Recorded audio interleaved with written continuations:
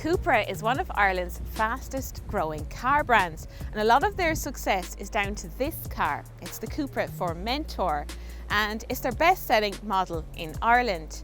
It goes on sale for about €41,000, and it's much more than just a rebadged Seat.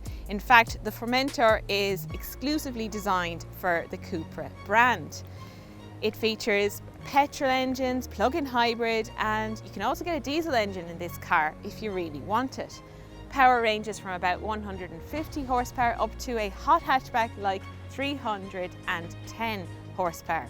So this car has got power and style. Let's take a closer look. I'm Caroline Kidd and you're watching the Carzone YouTube channel. Before we get into the rest of the video, please click subscribe to stay up to date with all our latest videos, and don't forget to give this video a like. Remember, you can find more Cupras for sale on Carzone.ie, Ireland's trusted motoring marketplace.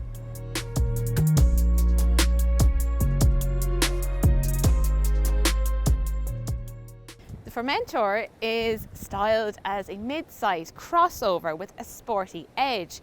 So it does look quite different to family SUVs like a Nissan Qashqai or a Kia Sportage.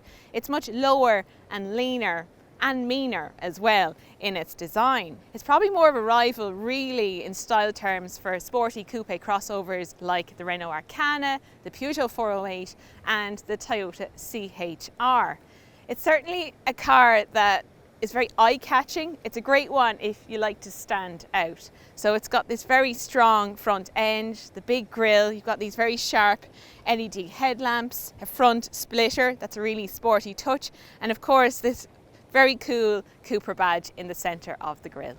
It's longer and lower than a Cupra Attica, and you've also got this really nice sloping coupe style roofline towards the rear of the car. So it's a little bit more of a coupe crossover than a traditional SUV, but it is quite beefy in its appearance with the contrasting finish on the wheel arches. You also get roof rails. There's lots of lines and creases in the car, so it is very stylish and eye-catching car.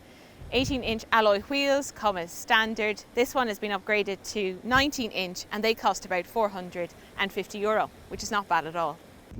This car that I have is the plug-in hybrid and it retails from about €48,000. It's got a 12.8 kilowatt hour battery on board, and you can drive it electric for a range of up to about 59 kilometres, and it takes about 3.5 hours to charge the battery in this from a wall box at home.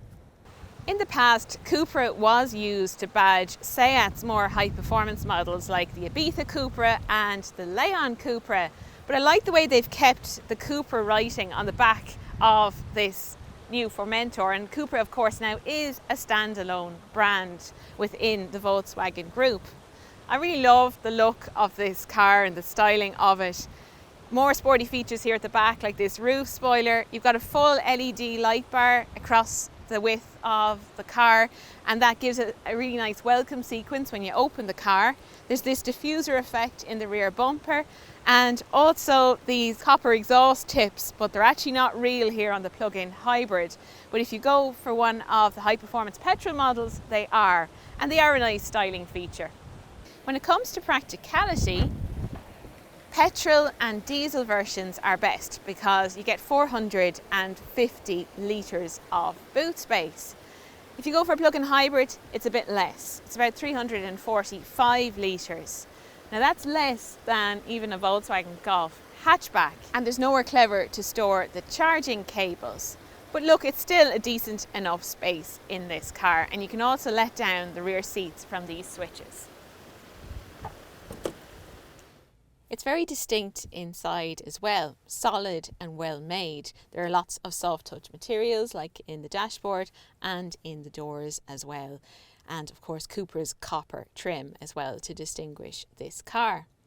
There's a sporty vibe to it, particularly if you spec these bucket seats. These ones in blue leather are about €1,000 extra, but I do think they're definitely worth it for the overall sporty atmosphere of this car. Those sports seats do come as standard in the Formentor. You've got this nice steering wheel, it's leather wrapped, so it feels good in the hands. And I know I complained a bit about the lack of buttons on the steering wheel in our Born video, but no such problems here. You've got physical buttons here on the steering wheel to control different functions. There's also a number of different views for that digital instrument cluster as well, so it's really customizable. You get this large touchscreen as standard, and it looks good, and there's wireless Apple CarPlay and Android Auto, but it suffers from the same problems as the screen in the Born in that there's very few physical buttons. So you're using this screen a lot to adjust different functions in the car, including the climate control, and it can be a little bit tedious to use. There are some little buttons here to adjust the temperature and the volume, but they're not backlit at night and they're just a little bit imprecise to use. So this system could definitely do with a few more physical buttons.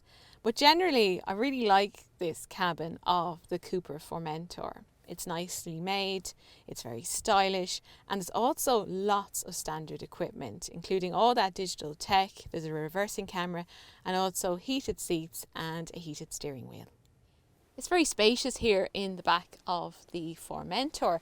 I've got loads of legroom and there's loads of headroom as well, even despite that sloping, more coupe style roofline. That middle seat is a decent size as well, but I do think that this car will be more comfortable for two because there is quite a large transmission tunnel here in the centre. There's an armrest with some cup holders and a hatch that opens through to the boot. You also get some USB ports and air vents, and actually tri-zone climate control comes as standard across the range, so that'll keep everybody happy on board. The finish of the car is good as well. There's soft touch materials here in all the important places.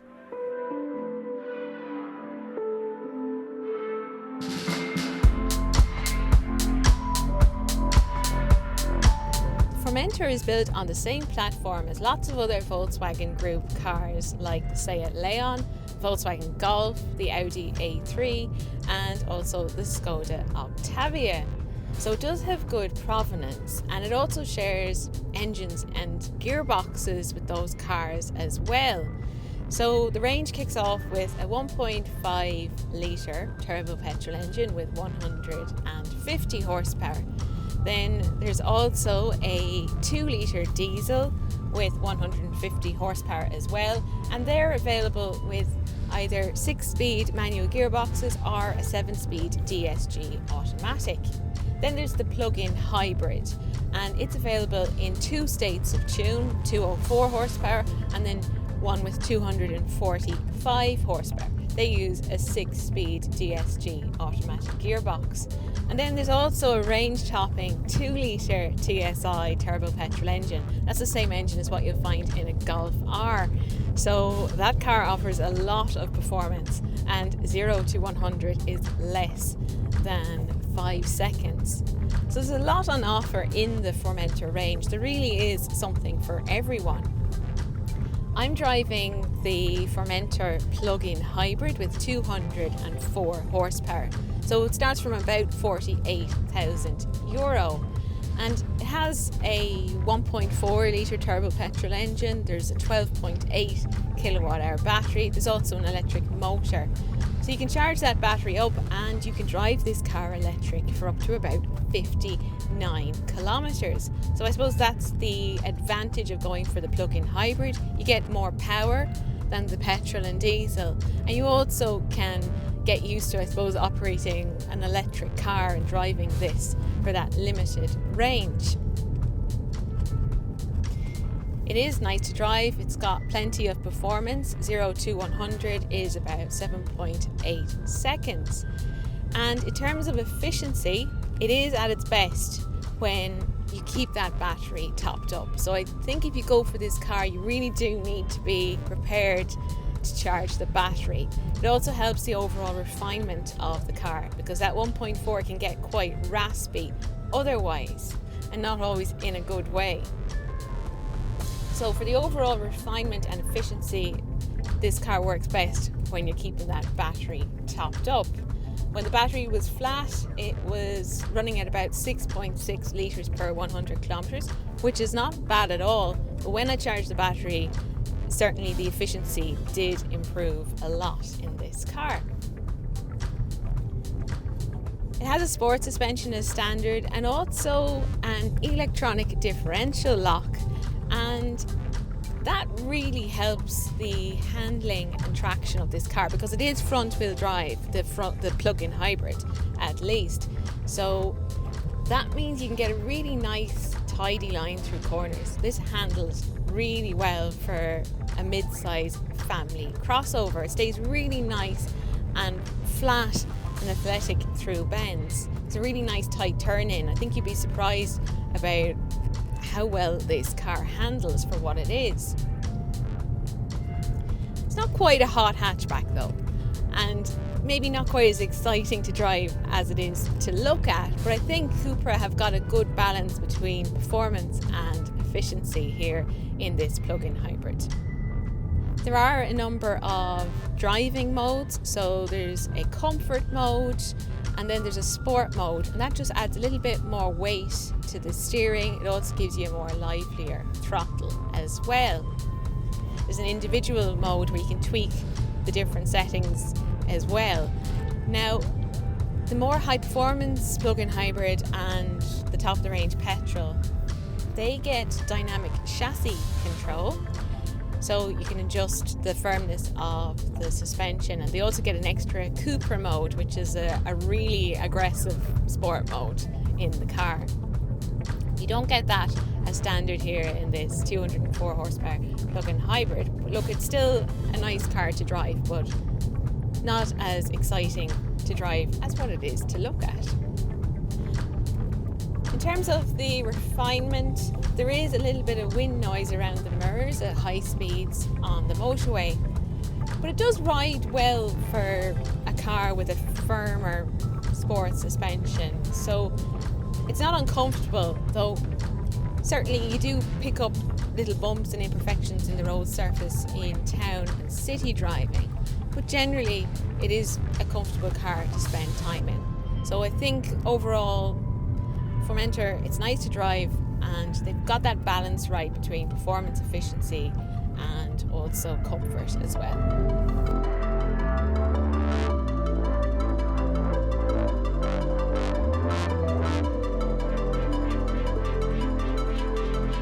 If you're looking for a stylish crossover with a sporty edge, the Cupra Formentor is a great alternative to all those other SUVs on sale. There's a great range of power options, including that entry-level petrol at just over €40,000 with a high spec, and you get a car that looks as good as this. It's got a nice cabin, it's very practical, just a little bit of frustration with that infotainment inside the car, but altogether this is a really good car. Remember, you can find more cars for sale on Carzone.ie, Ireland's trusted motoring marketplace. And if you liked this video, please give it a like and make sure to subscribe to our channel. So thanks for watching, and I'll see you soon.